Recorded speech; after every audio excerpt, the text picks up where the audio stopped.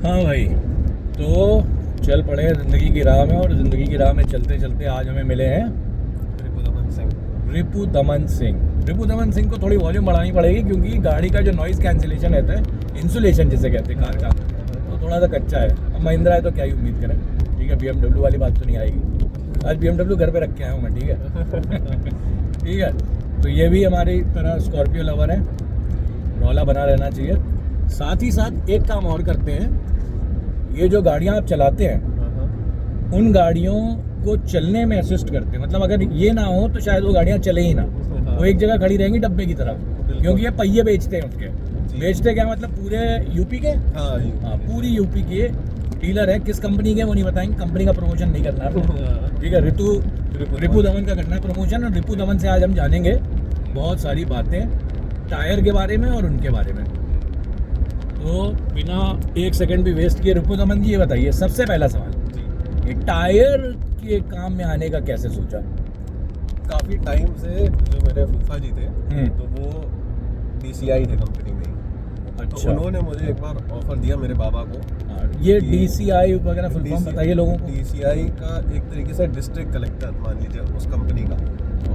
वो उस रीजन का कलेक्टर है, ओके, उस कंपनी के लिए। ओके, वो सारे डीलर्स को देखेगा, सबको सेटिस्फाई करेगा, ये उसका काम ही है। ओके। तो वो आगरा के थे, वो आगरा के थे फूफा जी। तो उन्होंने काफ़ी टाइम बाद मुझे बताया कि बाबा को बताया कि कानपुर में ये ऐसे ऐसे खाली है जगह C&F की, और आप एक बार ट्राई कर सकते हो तो देख लो। क्योंकि गाड़ियाँ घर पे पहले से ही थी, ट्रांसपोर्ट का काम पहले से ही था। ठीक है। तो अच्छा, ट्रांसपोर्ट की इंडस्ट्री में पहले से थे आप? हाँ, पहले से थे। वो पराग डेयरी था ना कानपुर। हाँ था। तो यहाँ पे शिफ्ट किया, बाबा आए, बाबा ने काम शुरू किया। तब से फिर 2016 से कंटिन्यू हो गया, मैं देखने लगा आगे। 8 साल का एक्सपीरियंस तो बड़ा एक्सपीरियंस हो गया काफ़ी हद तक मेरे लिए। हाँ, मेरे लिए भी 8 साल से अगर आप डेली उस टायर को आप डील कर रहे हो, जी। और अलग अलग कंपनियों के, हम कंपनी का नाम फिर नहीं ले रहे भाई, देखो सीधी सी बात है। सवाल अब बेसिक सवाल है, बेसिक सवाल। शहरी आदमी है, उसको 2 व्हीलर चलाना है, उसको फिर 4 व्हीलर चलाना है, विद फैमिली विदाउट फैमिली, जी बिल्कुल। वो क्या चीज़ें देखे?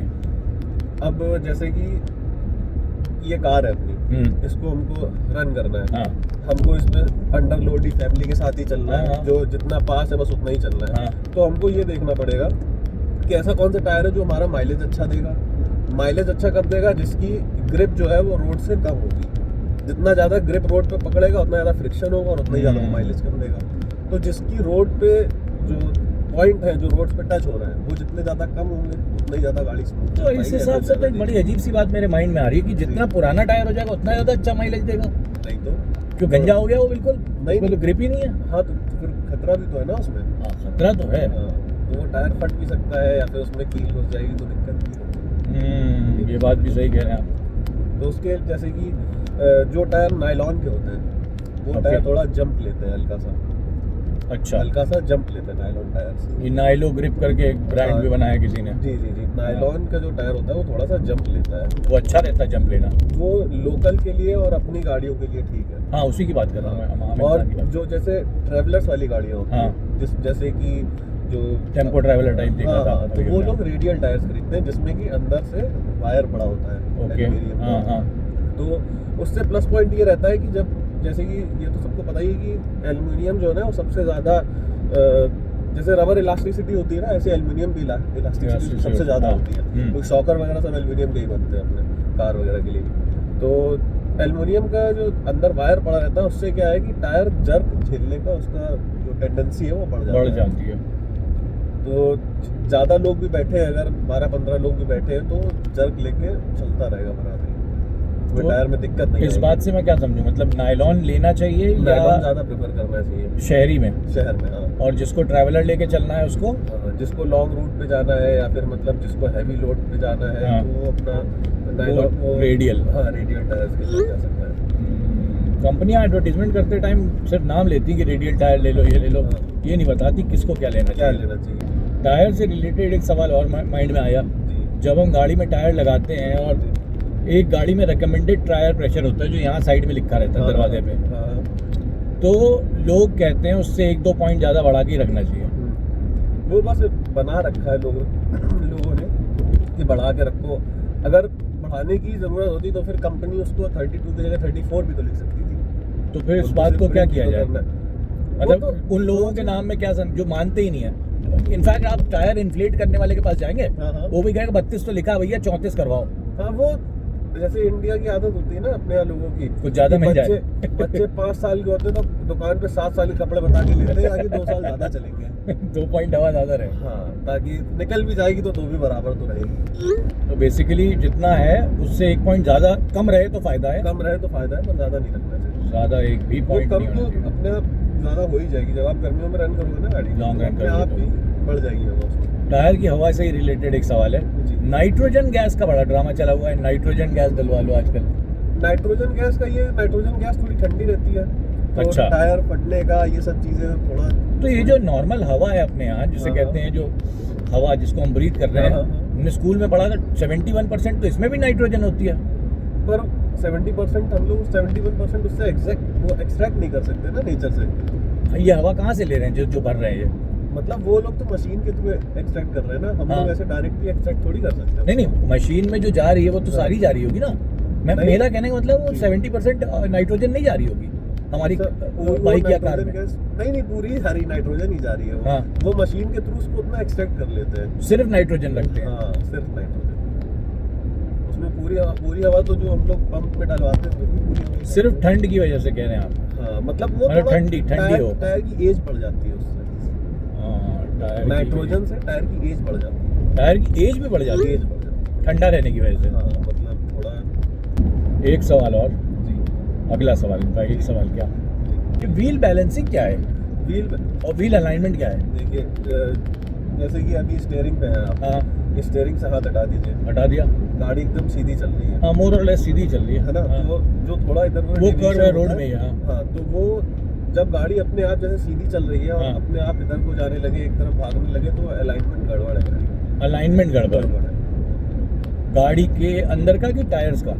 टायर अलाइनमेंट बाहर होता है। बाहर होता है। चाहिए। हाँ, तो वो जो 2 टायर होते हैं उनको एक बैलेंस रॉड से बिल्कुल सीधा बिल्कुल रखा सही, जाता है। वो जब डिसबैलेंस हो जाती है हाँ। गड्ढे वड्ढे की हाँ, वजह से, हाँ, हाँ। इस वजह से अलाइनमेंट बिगड़ जाता है। तो कभी कभी और व्हील बैलेंसिंग का क्या होता है कि कोई टायर हल्का है, कोई भारी हो गया है, तो किस उसमें- वजह से वो हो जाएगा? क्योंकि टायर तो जब- साथ में खरीदे थे। रोड पे जब चलते हैं तो कोई टायर, अब मान लीजिए गाड़ी कभी ऐसी चल रही है, कभी ऐसी चल रही है।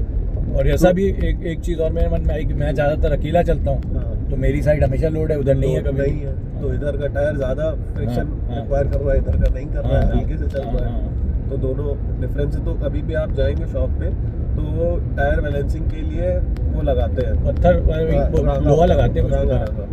वो लगाते हैं, उसमें फिट करते हैं, हाँ। 1 ग्राम 2 हाँ, ग्राम 3 हाँ, ग्राम के हाँ। हिसाब से फिट करते हैं, क्या ताकि गाड़ी का बैलेंस बराबर रहे। वो हमेशा कितने टाइम में चेक कराते रहना चाहिए? मुझे लगता है कि रेगुलर सर्विस पे व्हील बैलेंसिंग तो रेगुलर सर्विस पे करा सकते हैं, बाकी अलाइनमेंट तो 15-20 दिन में एक बार कभी भी टेस्ट कराए। कानपुर के लिए तो करा ही लेना चाहिए, कानपुर के लिए तो हर हफ्ते भी करा लेना चाहिए, क्योंकि वहाँ की रोड ही ऐसी है। हर हफ्ते अलाइनमेंट चेक कराओ? रोड तो बिगड़ जाती है, मतलब अलाइनमेंट तो बहुत नॉर्मल सी चीज़ होती है, तुरंत ही बिगड़ जाती है। अगर आप ज़्यादा गड्ढे में चला रहे हो गाड़ी, हाँ, तो अलाइनमेंट बिगड़ ही जाएगा थोड़ा बहुत। ये हर हफ्ते कराओ अगर मतलब चाहते हो आप, हाँ, गाड़ी अच्छे से हाँ, मेंटेन करना चाहते हो तो हर हफ्ते कराओ। करा दो।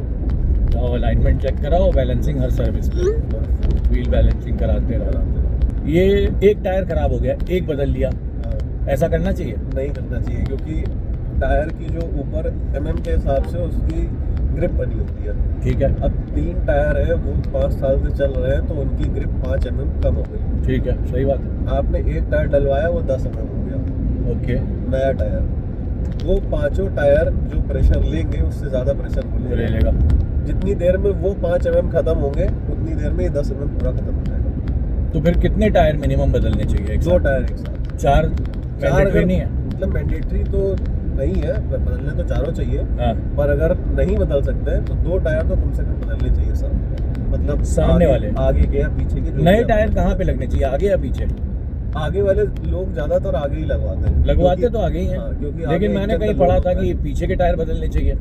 नहीं, पीछे का इतना कोई देख, पीछे वाले टायर तो अब जैसे ये कार है, हाँ, तो ये RWD है, हाँ, RWD, real wheel, real wheel. तो इसमें पीछे की तरफ लोड ज्यादा पड़ेगा, तो आप इसमें पीछे भी डलवा पीछे सकते वाले भी बदलवा सकते हैं। हैं। हाँ, और लेकिन नॉर्मली जो FWD है हाँ, उनमें उसमें आगे ही इंजन भी है, आगे ही उसका लोड भी है। लोड भी है। तो और उसके सबसे मेन टॉपिक ये होता है इसका टायर चेंज कराने का आगे वाले, क्योंकि आगे वाले टायर से स्टीयरिंग संभलती है। अगर आगे का टायर कोई भी फटता है तो स्टीयरिंग डिसबैलेंस होती है और गाड़ी पलट जाती है सीधी। बिल्कुल। क्योंकि मान लीजिए अगर इधर का टायर फटा तो स्टीयरिंग पूरी इस तरफ घूम चली जाएगी, सही जाएगी, बात। आप रोक नहीं पाएंगे हाँ, उसको। पीछे वाले अगर टायर फटता है तो पीछे वाले टायर तो सिर्फ लोड आगे घसीट रहा है, तो उसमें इतनी प्रॉब्लम नहीं आएगी, उसमें स्टीयरिंग मतलब दिक्कत नहीं देगी। और इसमें तो क्या, आगे वाले टायर अगर जरा भी दिक्कत किया तो समझो कि स्टीयरिंग की गई। प्रेफर तो मतलब आगे ही करना चाहिए आगे नए ही टायर करना चाहिए। एक बार में 2 टायर मिनिमम। और एक टायर में कोई लॉजिक नहीं है, कुछ लोग करवाते हैं चेंज पर उसका कोई लॉजिक नहीं है, आपके पैसे ही बर्बाद होते हैं। एक 5वां टायर होता है जिसको लोग स्टेपनी कहते हैं। हाँ। कई लोग अपने दोस्तों को और अपनी सेकंड गर्लफ्रेंड को भी स्टेपनी कहते हैं, वो दूसरी बात है। तो ये जो स्टेपनी होती है उस पर काफ़ी ध्यान कम जाता है, लेकिन अभी उस ध्यान कम जाने की वजह से या किस रीज़न की वजह से पिछले 5-6 साल से मैं ट्रेंड देख रहा हूँ, कंपनियों ने कॉस्ट कटिंग के नाम पे कम छोटा टायर 5वां टायर छोटा देना शुरू कर दिया है। वो कहते हैं कि लॉजिक उन्होंने ये दिया, मतलब हम तो कॉस्ट कटिंग समझ रहे हैं, उन्होंने लॉजिक दिया कि आदमी स्टेपनी यूज करता है फिर उसी को लगा के यूज करता रहता है, वो भूल जाता है कि वो स्टेपनी थी, वो स्पेयर व्हील था, उसको उठा के वापस उसको लगाना चाहिए, उसको याद रहना चाहिए। हाँ, इसीलिए तो छोटा देते हैं वो लोग। क्या तो ये लॉजिक कंपनी का सही है या कॉस्ट कटिंग ही इसके पीछे रीजन है? अभी तो कंपनी का अलग मानसिकता क्या है किस कंपनी की, तो जैसे मर्सिडीज में मैंने देखा है, मर्सिडीज में टायर का साइज छोटा नहीं करते हैं, हाँ। उसकी ग्रिप पतली कर देते हैं। तो उससे क्या होगा? मर्सिडीज तो कॉस्ट कटिंग में बिलीव नहीं करती, वो क्यों कर रही है ऐसा? इसीलिए ताकि कस्टमर ये ना सोचे कि अरे चलो भैया तो लगा ही हुआ चलने। स्टेपनी नाम दे दिया तो स्टेपनी भाई पांचों टायर तो साथ, पांचों टायर साथ ही तो आए थे। बिल्कुल बिल्कुल। तो उसमें क्या मतलब है इसका कि वो 5वें टायर को सौतेला ट्रीटमेंट दिया जा रहा है? गाड़ी के साथ करनी है इस वजह से। गाड़ी के साथ पीछे लगा बेचारा इसलिए किनारे वाला है। इंपॉर्टेंस कम है, वही सेकंड गर्लफ्रेंड वाली बात। सेकंड गर्लफ्रेंड है इसीलिए उसका नाम सही है ना। ये तो एक तरीके से मतलब ये कॉस्ट कटिंग ही है। एनीवे, तो टायर्स की ये बात कर ली हमने, ये बात कर ली, और कुछ बताइए टिप्स जो मेरे माइंड में ना आए हो, टायर केयर के टिप्स। मतलब ऑल्दो यू सेल टायर्स, आप तो चाहेंगे कि टिप्स ना दें लेकिन फिर भी बताओ।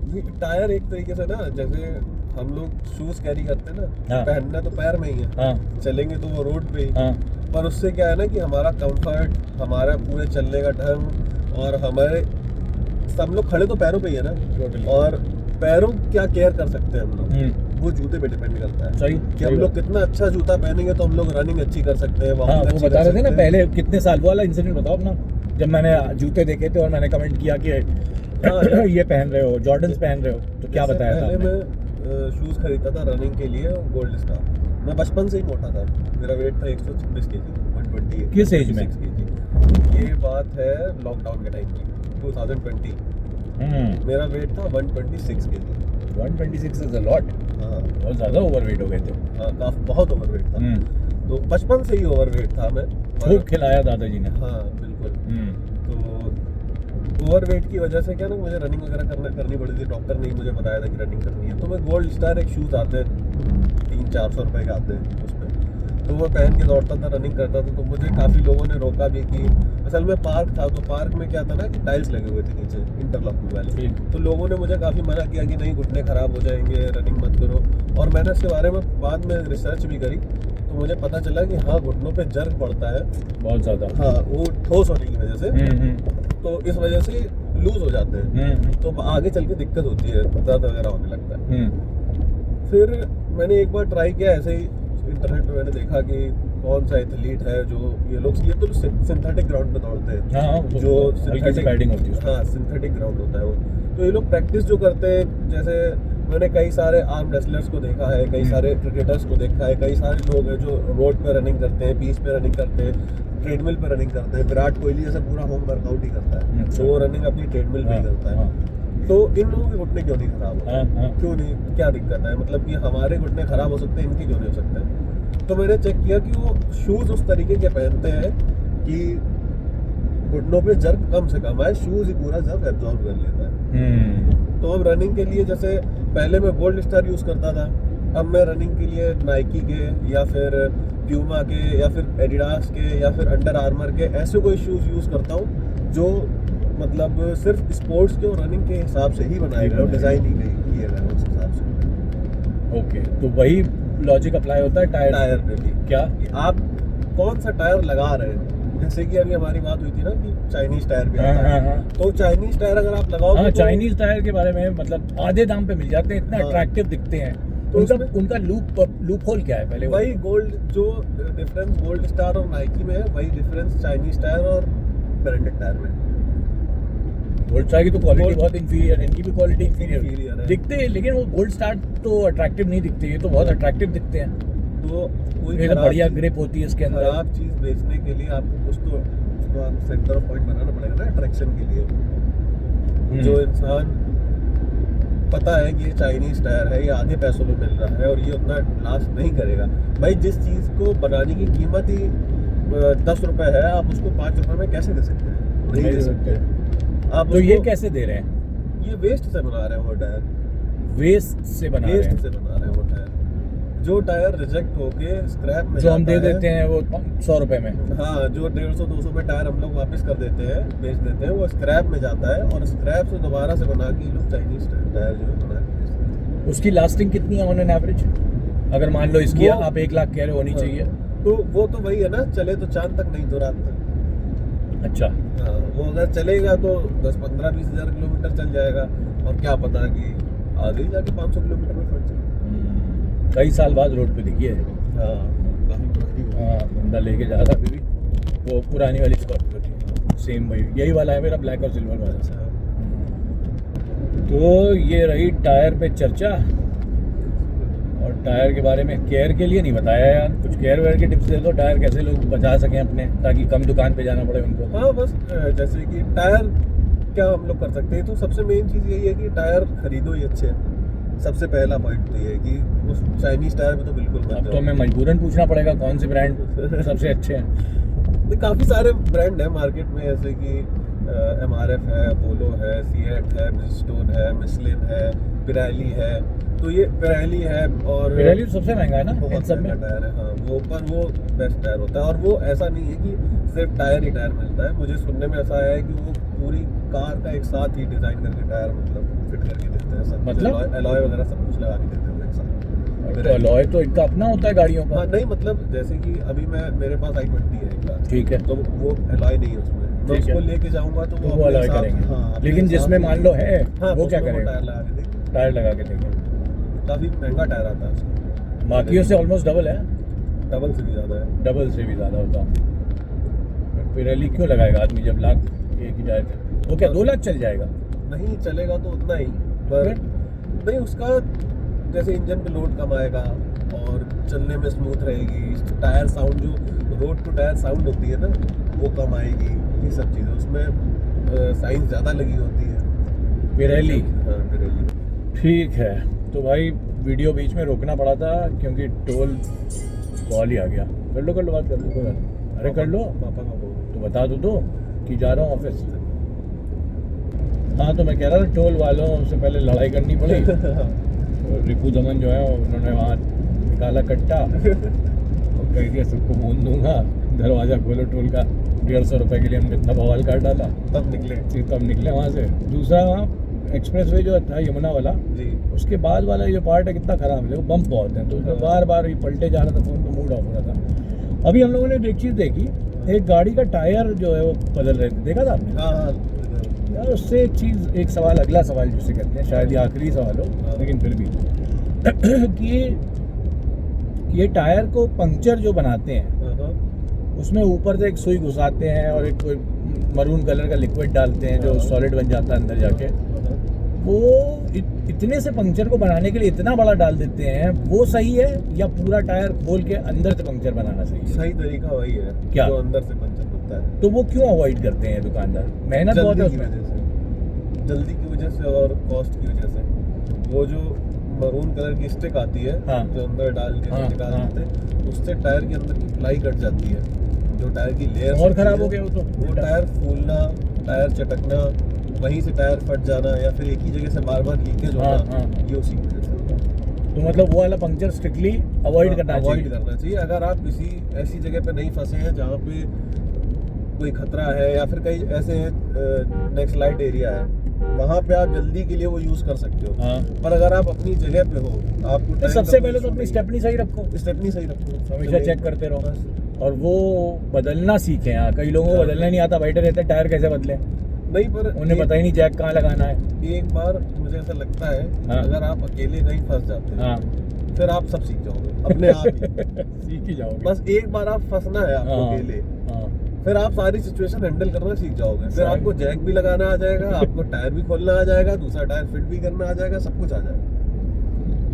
हाँ, जब लेकिन तक आप फंसोगे नहीं तब तक नहीं समझ में आएगा। फंसने की प्रार्थना करें, फटाफट फंसे, या फिर घर पे सीख लें, घर पे सीख यूट्यूब पे वीडियो देख के सीख लें। बिल्कुल ठीक है, तो बात ये हो रही थी कि उस तरह से टायर का पंक्चर ना बनवाएं, ना बनवाए, वो टायर को अंदर वाला ही बेस्ट रहता है। खराब करने की जैसा ही है, अंदर वाला बना। और जब टायर मान लो हर महीने पंक्चर होने लगे तो क्या कह रहा है टायर? टायर कह रहा है कि अब उसको बदल देना चाहिए अगर हर महीने पंचर हो। लाख ना भी हुआ तो भी। हाँ, तो ये तो इसका मतलब ये है कि या तो टायर की क्वालिटी नहीं ठीक है, या या फिर आपने रैश ड्राइविंग कर रखी है, या अलाइनमेंट नहीं है, अलाइनमेंट नहीं रखा, केयर नहीं रखी। कुछ लोग ऐसे भी होते हैं जो टायर में बर्नआउट, स्केट, ये सब चीज़ें जो स्टंट वगैरह होते हैं हाँ, कार से, हाँ। तो वो भी करने से टायर तो लॉस होगा ही, टायर तो घिसेगा ही, है तो आफ्टर ऑल रबर ही ना, फ्रिक्शन होगा तो घिसेगा ही। वो जो रोड पे निशान बन जाते हैं काले कलर के, तो वो होता तो कुछ अमाउंट ऑफ टायर ही है। उन्हीं का तो घिस जाता है। ड्रिफ्टिंग करने वालों का बड़ा खेल है। Drifting burnout. और अब आखिर में मेरा फेवरेट सवाल, बचपन से मैं जो सवाल पूछता आया हूँ जी, और मैं आज फिर पूछूंगा, जी। ये टायर सारे काले ही कलर के क्यों होते हैं? हाँ, ये थोड़ा इंटरेस्टिंग क्वेश्चन है, पर मुझे लगता है कि मैंने कोई भी चीज, हाँ, कोई भी चीज़ क्या? जैसे मान लीजिए ये रोड है, हाँ, रोड भी काली काली है। है ना, आयरन है, आयरन भी काला ही है। मुझे लगता है कि जिन चीज़ों को शो की ज़रूरत नहीं है, हाँ, वो मोस्ट प्रोबेबली काली ही होती है। वाह, इस पे मुझे ड्रेक याद आ गया। हाँ, ड्रेक आजकल बहुत फेमस हो रहा है, वो भी काला ही है। काला ही है। समझ रहे हो ना क्यों फेमस हो रहा है? जी, जी। तो टायर काला था, काला ही रहेगा, काला ही रहेगा, इसकी कभी टेक्नोलॉजी बदलेगी नहीं। बदलेगी नहीं। सैड, मेरा मन था सफ़ेद गाड़ी लेता, उसमें लाल टायर लगाता। लाल टायर आप पेंट करा सकते हो। हाँ, पेंट पेंट तो करते पेंट हैं हो लोग, सकता है साइड से। पेंट तो करते हैं साइड पे लोग। उसका जो कोर कलर है वो ब्लैक ही रहेगा, ब्लैक ही रहेगा हमेशा, क्योंकि रबर को आप क्या ही, उसमें कॉस्ट ऐड ही हो सकती है। फिर अगर काले कलर का टायर है तो वो नेचुरल कलर है उसका, पर अगर आप उसको पिंक करा लोगे, अब मान लीजिए लड़कियों के लिए पिंक टायर बना दिया जाए, मजा ही आ जाए भाई साहब, सेल अच्छी हो जाएगी। लड़कियां पागल हो जाएंगी, पिंक टायर लगा लगा के, पिंक स्कूटी में भी पिंक टायर, सब जगह भाई। साइकिल में भी पिंक टायर, कार में भी पिंक टायर, और उससे कॉस्ट काफ़ी बढ़ जाएगी, क्योंकि पूरी रबर को आप दूसरे कलर में मोल्ड करोगे तो बहुत बढ़ जाएगी। तो ये आइडिया नो करवा रहे हैं सारे पति, हाँ। सारे पति नो करवा रहे हैं, नहीं नहीं ये मत करवाओ, ठीक है। और लड़कों का क्या, लड़के तो काला ही पसंद करते हैं, तो बस, उनको बस। काला टायर मजे मजे। मजे ही मजे। तो दुनिया गोल है, हम भी पूरा सर्कल काले धंधे से शुरू किया था, काले टायर पे आके रुके हैं। रुके। धंधा काला है, सॉरी टायर काला है, लेकिन धंधा धंधा सफेद है। धंधा सफेद है, एकदम एक नंबर का धंधा, एक नंबर का आदमी है। और हाँ, by the way fun fact, जरा एक बार वो ड्रेक नहीं, सॉरी, अपना वो बाइसेप्स तो दिखा दो कैमरे पे।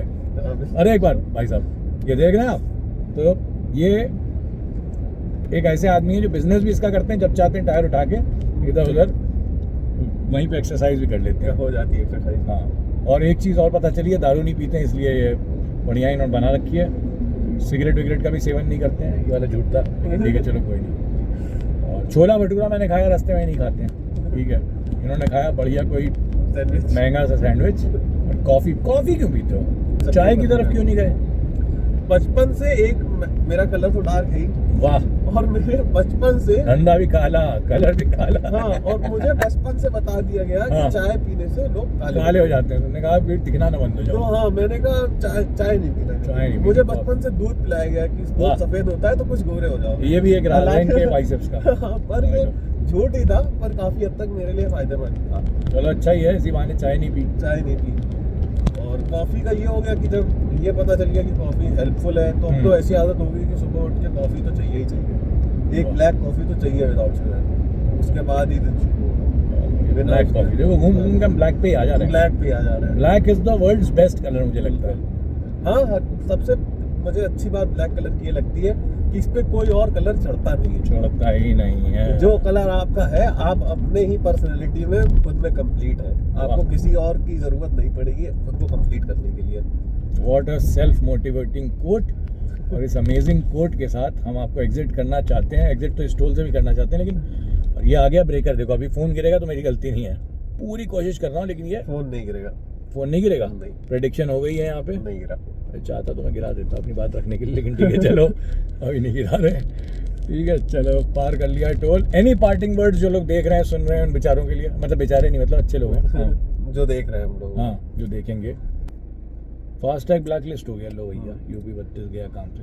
लखनऊ राजधानी के घर जाने दो, क्रेटा लेके जा रहे हो। को आप अपना काम बना लो ना जिस चीज को, फिर वो वही है। क्या कहते हैं, अगर आपको किसी गाने से नफरत करनी हो, उसको कॉलर टोन लगा दो। नहीं उससे बढ़िया अलार्म टोन लगा दो, सुबह वाला अलार्म बना लो। ये हम दोनों मिल बैठे हैं, जो दोनों गाने नहीं सुनते, बातें करते हैं। हम लोग अब 3 घंटे 48 मिनट और बातें करते हुए जाएंगे अपने अपने गंतव्य तक। और आप लोग भी जाओ, आपको टायर्स के बारे में फ्री में जानकारी मिल गई, ऐश करो। और बाकी अगर कोई टायर वायर चाहिए हो सस्ते में तो हमें कांटेक्ट कर लेना, हम इनसे कांटेक्ट कर लेंगे। लंबी चेन है, बीच में 2-3 पड़ाव आएंगे जहां आपको कमीशन देना पड़ेगा। अल्टीमेटली महंगा ही पड़ जाएगा। ठीक है, bye bye, see you, bye bye.